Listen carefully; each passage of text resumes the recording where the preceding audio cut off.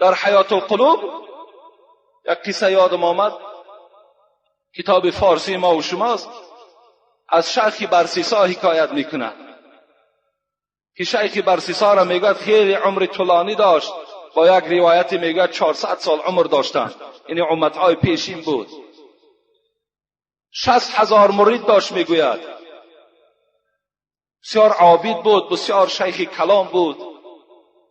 حتی میگوید چنان عبادت‌های داشت که فرشته‌های الله به سوی الله ذکر او را میکردند که پروردگارا چگونه یک بنده صالح داری. خداوند میگفت آن علمی را که من دارم شما نمیدانید، انا همین برسیسا از دنیا به ایمان میرود. همین برسیسایی که میبینید در عبادت او تعجب دارید، مفتون عبادت او شدید، انا همین برسیسا به ایمان میرود. فرشته ها گفتن پروردگارا آن چیزی را تو میدانی ما نمیدانیم. باری میگوید شیطان خودش را به صورت یک انسان در آورد، شیطانی که دشمن انسان است خودش را به صورت یک انسان در آورد و دروازه شیخ برسیسا را تق تق کردند. حضرت برآمدند، دیدن، گفتن خدمتی هست.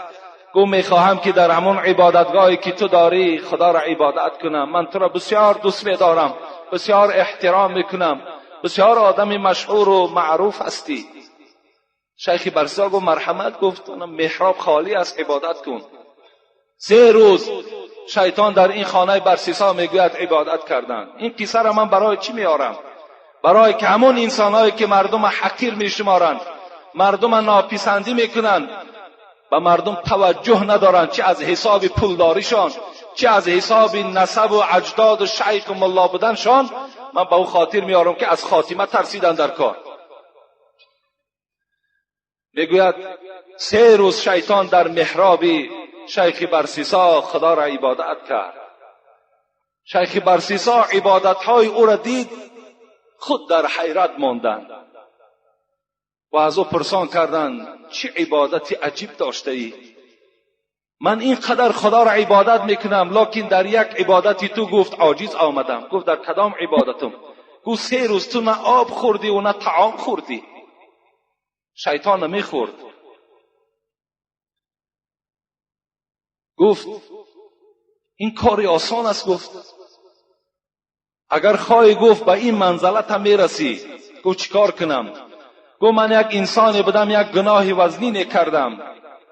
شیطان گفت اون گناه را گفت به زبان آوردن در قدرت ندارم، لیکن یقین دان شیخ برسیسا هر گناهی که کنی خدا میبخشد را. چخیلی که امروز شعار هست، همون جوانی تا به عشق و به لذتهای دنیا گذران پیر کشیدی، بعد عبادت کردن میگیری، حالی نمیدانی که به پیری میرسی یا نمیرسی. آیا میدانی که از ساعت پس بعدی تو چی می آید یا چی نمی آید؟ ولا تدری نفس ماذا تکسب غدا. خدا میگوید هوشیار شوین، شما نمیدانید که پگاه به سر شما چه آمدنی است. تو پگاه نمیدانی در روی خط مرده ها هستی یا در روی خط زنده ها.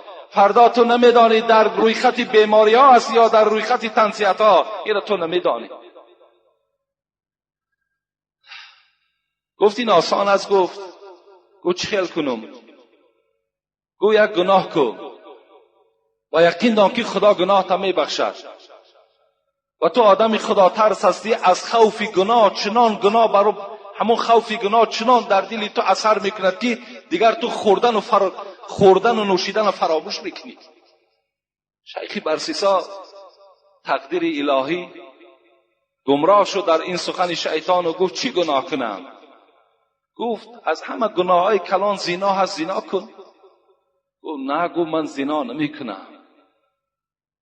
گفت زنا کی نکنی؟ گفت یک انسان قتل کن. گفت نه. گفت به این شم گفت دست نمی زنم. گفت خیلی از همه در عادی ترینش گفت همین عرق هست، عرق نوش، خمر خور و بعد این توبه کن و خداوند چنان خوف را در دل تو جا میکرد که دیگر نخوردم به یادت میزند و ننوشیدم. گفت از کجا خورم؟ کجا در شراب میفروشند؟ رنگ امروزه جامعه ما و شما در هر دکان عرق نبود.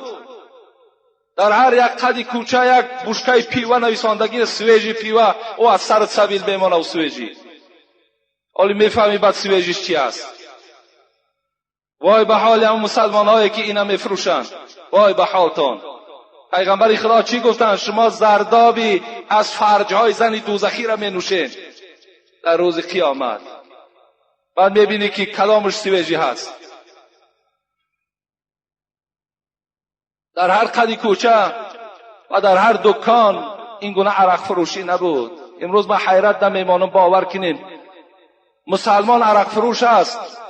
مسلمان در معرکاش عرق میدهد، مسلمان عرق خورای، مسلمان دزدای، مسلمان خیانتکارای، مسلمان دروغگو. از این چی گونه مسلمانی باشد؟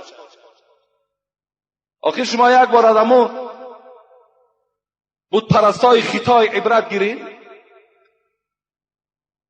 همونها را ببینین، همون بت پرستیشان در چند قدر صادقند. یک بت در پیشان همون لباسهای زرچون پوشیدگی و سرها تراشیدگی از سر تا بیگاه در بیخ همون بت نشستگی همون را عبادت میکنند. یا مسلمانی کامل شو، یا اسلام و تو واری مسلمان احتیاج ندارد، هیچ احتیاج ندارد.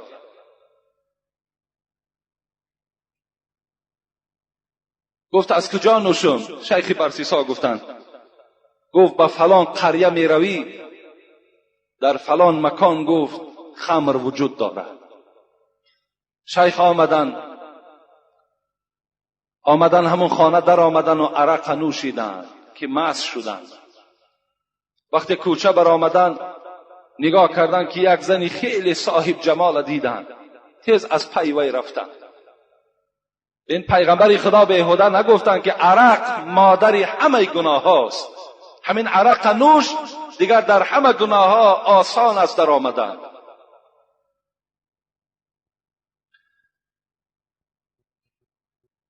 از پی همین زنی خوش جمال شدند. وقتی در خانه در آمد این زن، از پس وی در آمد و یکی یک باره میگوید بالای این زن حمله کرد. آدمی مست میگوید این زن را تجاوز کرد. همین زمان بود که شوهرش در آمد. میگوید برای آنکه شرمنده نشود، میگوید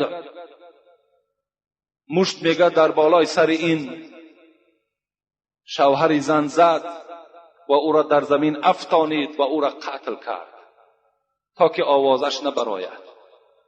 شیطان در حال میگوید نزد پادشاه آمد، خودش به صورت انسان در آورد و گفت میدانی در فلان خانه گفت فلانی گفت فلانی را هم زنا کرد، هم عرق نوشید، هم وی قتل کرد. گفت پادشاه در حال دستگیر کردند، شیخ آوردند. میگوید 80 تازیانه برای عرق زدند، 80 تازیانه دیگه برای زنا زدند و گفتن نزد دار بریم برای که انسان قتل کرده است اینا در دار آویزان کنید. وقتی نزد دار آوردن، شیطان میگوید در حال نزد شیخ آمد. گفته شیخ گفت اینقدر سال عبادت کردی، 400 سال خدا تا عبادت کردی، اینقدر مریدها، چی خوش می شود که از زمین زیری دار تو را من خلاص گردانم. گفت راه دارد؟ گفت بله. گفت مرا یک سجده کن تمام، من تو را گفت از اینجا خلاص میکنم. گفت آخر گردنی من بند دارد، چه خیلی من تو را سجده کنم؟ گفت با همین سرت اشاره کن قبول است. میگوید شیخ همین سرش اشاره کرد، شیطان عبادت کرد. شیطان گفت یقین دان ای شیخ من شیطان هستم، من دشمن تو و دشمن قرآن و دشمن الله هستم. میگوید از پیش اونا پدید شد و خداوند این شیخ هم میگوید در روز قیامت در زمره همون عرق نوشها در زیر بیرق همین برسیسا سر میبردارند. این از خاتمه یکی از دوستان خدا. باید انسان خاتمه را فقط انما الاعمال بخواتمها، حبیب خدا میگوید این از جز از این نیست که فقط خاتمه اعتبار است، نظر که خاتمه شما چگونه انجام مییابد. و این باید ما و شما ننازیم. باید که بهترین اخلاق ما و شما داشته باشیم، فعلهای پیغمبر را داشته باشیم.